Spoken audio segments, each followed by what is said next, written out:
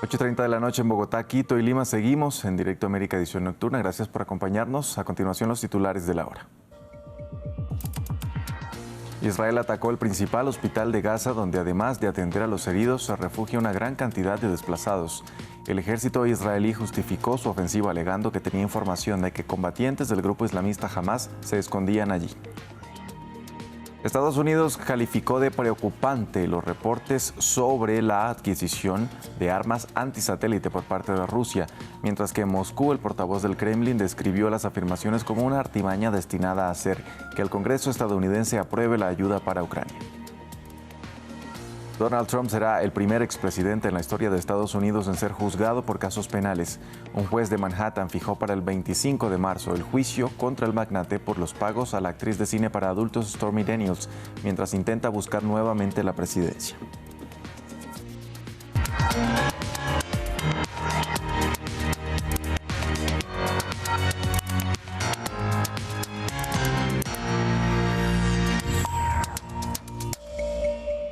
Recuerden que pueden opinar a través de sus redes sociales con el numeral Directo América F24. Estaremos al tanto de sus comentarios. Empezamos actualizando la situación en Gaza, donde el ejército israelí llevó a cabo una redada en el hospital Nasser bajo la justificación de que había combatientes de Hamas escondidos y cuerpos de rehenes albergados allí. Producto de la operación, los pacientes debieron ser evacuados, incluso los que estaban en situación delicada. El centro médico más importante del sur del enclave, utilizado por civiles como refugio, estaba cercado hace 25 días. Ramiro Cueva Alvarena nos cuenta más. Una camilla andando entre polvo y escombros, una escena que muestra la desesperación que se vivió en el hospital Nasser, en Han Yunis, durante un ataque al ejército de Israel, el cual obligó a una evacuación, incluyendo a pacientes de pediatría y en cuidados intensivos. Un médico del centro de salud grabó los momentos de desesperación.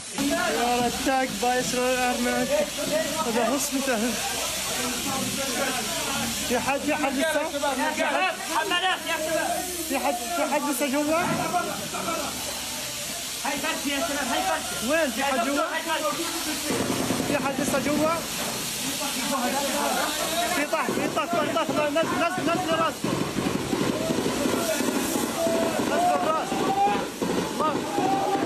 نزلوا راسك يا شباب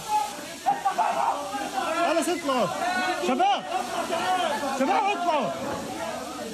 Israel justificó la redada, la cual calificó como precisa y limitada, aludiendo que información de inteligencia y de rehenes recientemente liberados indicaban que en el hospital se albergaban cuerpos de secuestrados y que el centro médico era utilizado por los combatientes de Hamas como escondite.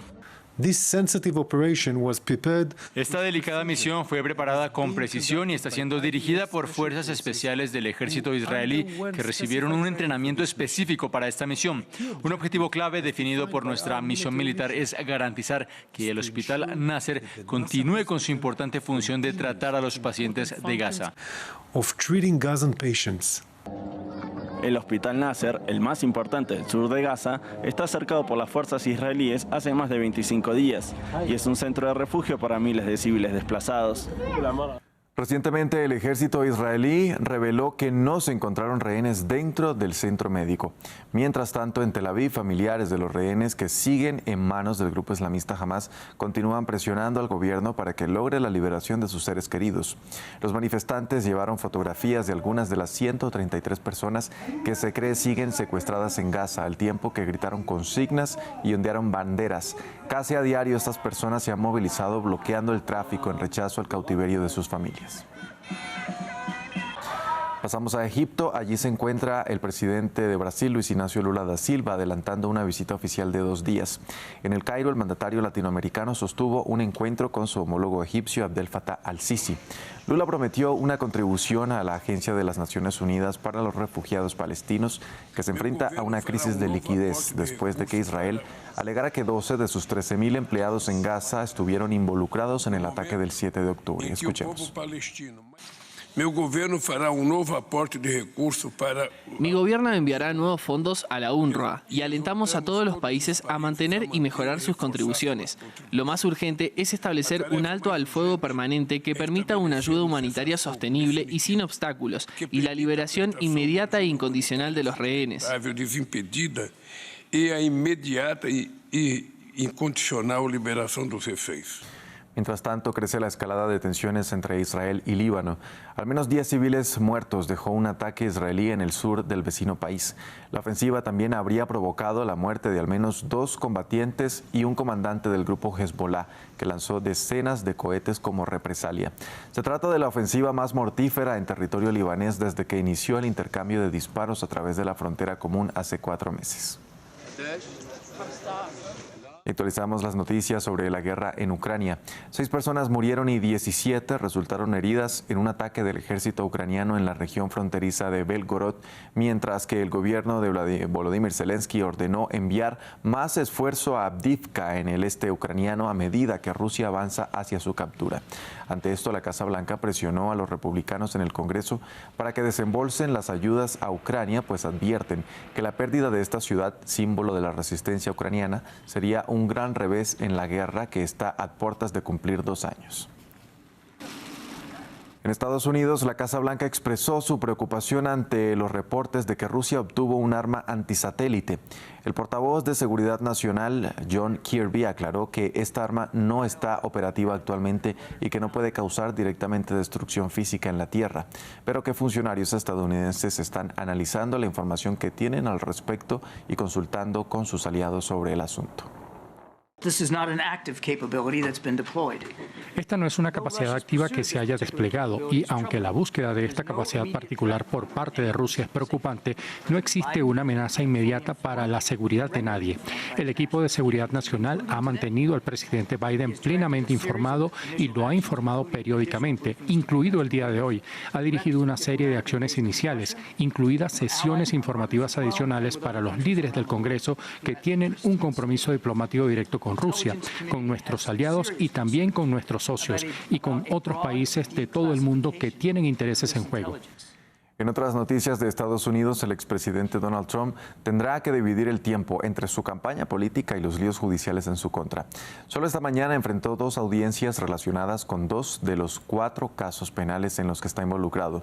En Nueva York, un juez denegó la moción de Trump para desestimar el caso por la legalización de un pago a su abogado para que silenciara a la actriz de cine para adultos Stormy Daniels en 2016 sobre un amorío que sostuvieron y definió para el 25 de marzo la fecha para el inicio del juicio. Esto dijo el expresidente. Todo está amañado, es un estado amañado, es una ciudad amañada, es una pena. Dicen que no hay delito, esto no es un crimen, pero afuera, justo afuera del tribunal, de este tribunal, están asesinando a gente. Entonces es una situación muy injusta. Quieren mantenerme ocupado para que no haga tanta campaña, pero quizá no tengamos que hacer tanta campaña porque el otro bando es incompetente. Grecia se sumó este jueves a la lista de países europeos donde es legal contraer matrimonio civil entre parejas del mismo sexo. El Parlamento aprobó con 176 votos el proyecto de ley que además les permite adoptar niños. A las afueras del legislativo, decenas de personas celebraron lo que representa una victoria histórica para la comunidad LGBTI en un país socialmente conservador y en el que la Iglesia Ortodoxa considera la homosexualidad como un pecado. En Indonesia, el sinsabor continúa entre parte de la población luego de que los resultados no oficiales de las elecciones presidenciales le dieron la victoria a Prabowo Subianto. El exministro de Defensa es señalado de haber cometido violaciones a los derechos humanos al final de los años 90 y hoy cientos de personas, entre ellas activistas, se manifestaron en Yakarta mostrando carteles con fotografías de víctimas del secuestro junto a las de Prabowo.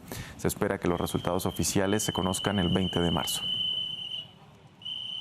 El gobierno de Venezuela expulsó a los representantes de la Oficina de la ONU para los Derechos Humanos del país y acusó a su personal de promover la oposición. El anuncio se produjo luego de que el relator especial de la ONU sobre el derecho a la alimentación dijera que 8 de cada 10 venezolanos viven en la pobreza. Sandrina Exil tiene los detalles. Venezuela ordenó a la oficina local del Alto Comisionado de la ONU para los Derechos Humanos suspender sus operaciones, luego de acusar a sus funcionarios de apoyar a la oposición. La oficina del Alto Comisionado ha mantenido una postura claramente sesgada y parcializada, procurando constantemente generar impunidad para las personas involucradas en diversos intentos de magnicidio, golpes de Estado, conspiraciones y otros graves atentados contra la soberanía y la Constitución de la República Bolivariana de Venezuela, a pesar del daño que este tipo de prácticas criminales pueden generar sobre la paz y la convivencia de una sociedad. El anuncio se produjo inmediatamente después de que el relator especial de la ONU sobre el derecho a la alimentación, Michael Fakhry, dijera tras una visita a Venezuela que, de acuerdo con observaciones preliminares, 8 de cada 10 venezolanos viven en la pobreza y más de la mitad en pobreza extrema. Y también tras la detención del activista Rocío San Miguel. San Miguel fue arrestada el viernes con su hija. Las autoridades no reconocieron su detención hasta el domingo. El alto comisionado de la ONU para los Derechos Humanos había expresado su profunda preocupación por la detención de San Miguel. Tras declaraciones de las autoridades, constatamos que se ha confirmado el lugar de detención de Rocío San Miguel, por tanto su paradero, y se ha liberado condicionalmente a 4 familiares. Deben respetarse las garantías procesales, incluido el derecho a la defensa. Las relaciones con la oficina de la ONU establecida en Caracas desde septiembre de 2019 serán revisadas durante los próximos 30 días, según el ministro de Exteriores. Las 2 principales candidatas a las elecciones presidenciales de México fueron recibidas esta semana por el Papa Francisco en el Vaticano. Este jueves fue el turno para la aspirante del oficialismo Claudia Sheinbaum, según una fotografía que publicó ella misma a través de la red social X. Hoy también su rival Xóchitl Gálvez compartió imágenes al lado del pontífice, a pesar de que su visita se llevó a cabo el pasado martes. El fundador de Wikileaks, Julian Assange, está a la espera de una audiencia clave en Londres sobre su posible extradición a Estados Unidos la próxima semana. Desde Australia, el primer ministro habló por primera vez en el Parlamento y solicitó su regreso a casa. Assange es pedido por la justicia estadounidense por la filtración de documentos diplomáticos en 2010 en su portal web. Mientras el fundador de Wikileaks, Julian Assange, espera la semana que viene en Londres una vista de 2 días en la que se determinará su derecho a recurrir la extradición a Estados Unidos, donde se enfrenta a cargos de espionaje. El primer ministro australiano, Anthony Albanese, ha reforzado la presión diplomática para que Assange sea devuelto a Australia. No le corresponde a Australia interferir en los procesos legales de otros países, pero es apropiado exponer nuestra firme opinión de que esos países deben tener en cuenta la necesidad de que esto concluya. Los comentarios se produjeron después de que él y otros 85 legisladores votaran a favor de una moción en la que se pedía a Estados Unidos y Reino Unido que pusieran fin al asunto para que Assange pudiera regresar a casa con su familia en Australia. No ha sufrido lo suficiente. 5 años en Belmarsh, 7 años. Esta es la tarde en la que este Parlamento se posiciona y dice basta, y que pedimos a Estados Unidos y pedimos a Reino Unido que le dejen salir de prisión, que retiren los cargos. De ser declarado culpable de espionaje en un tribunal estadounidense, Assange se enfrentaría a 175 años de cárcel, una condena que su mujer cree que le mataría. Si lo extraditan, morirá.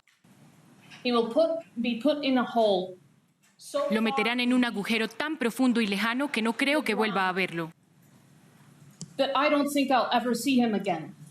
Tras 7 años en la embajada ecuatoriana, llevan una presión londinense desde 2019, con la esperanza de evitar la extradición por la publicación en 2010 de cientos de miles de documentos clasificados que exponían los crímenes de guerra de Estados Unidos en Irak y Afganistán. Hasta aquí Directo América, edición nocturna. Gracias por acompañarnos, pero no se desconecten porque ya viene Paula Jiménez con un nuevo capítulo de Así es Asia. Quédense con nosotros.